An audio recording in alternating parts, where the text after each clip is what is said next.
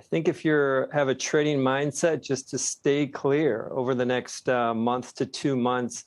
I think this is an opportunity for longer term investors to build positions. And the reason why I talk about staying clear, it's hard to fully dissect what is triggering the market right now. China debt, the contagion, as Becky talked about in the previous segment. I think at the end of the day is that most of the focus is going to shift to rates and comments from Chairman Powell later this week. I suspect that they will be muted.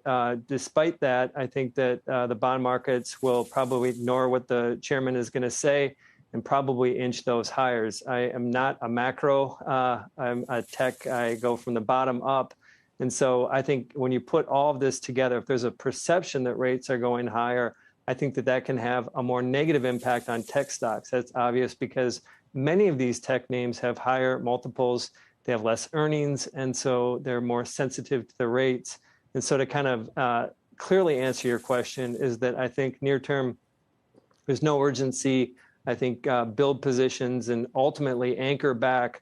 There has been a direction over the last decade that has been helpful, which is just anchoring in where is the world going. Ask yourself that question. I think that will reveal the best tech names.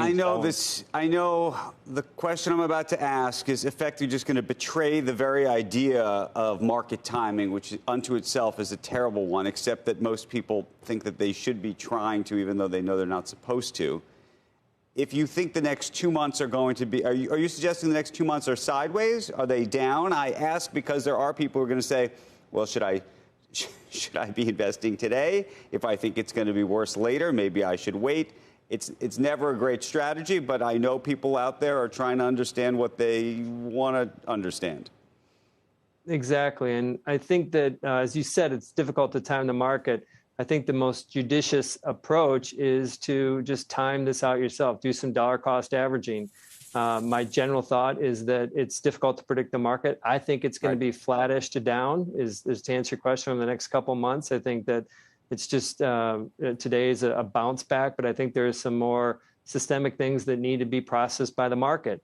And so I think that the broader markets are going to go down. I think people should plan appropriately, but ultimately, I don't want to bury the lead with that comment, as I think that there are a handful of tech companies that will power through this ultimately and be great investments over the next year.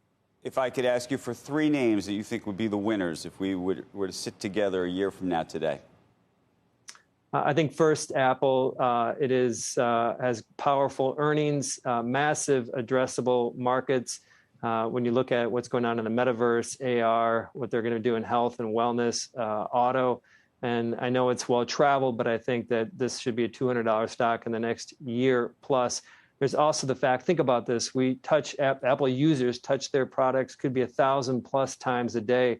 I would say that that's almost like an addictive factor to this, which is a powerful testament to where the earnings can go. Second, I would look at Take-Two. This is an investment at Loop. Take-Two is going to capitalize on what is the first monetization opportunity within the metaverse. Yes, the metaverse is going to be real. It's going to take up a lot of our time, and I think on the gaming side. And the third is another company that we're invested in. It is Enjoy. This is an upcoming SPAC. I realize that is not an attractive segment to invest in now, but what Enjoy is doing is essentially the next 25 years of commerce. They're instigating commerce and experience at home. They've upped their engagement with Apple. They had 3 Apple markets they were working with early in this year. They've ramped that to 14 more recently, founded by Ron Johnson, who started Enjoy. This company could be the third leg to Apple's retail. Okay. Gene, appreciate it. Can't wait to live in the metaverse with you.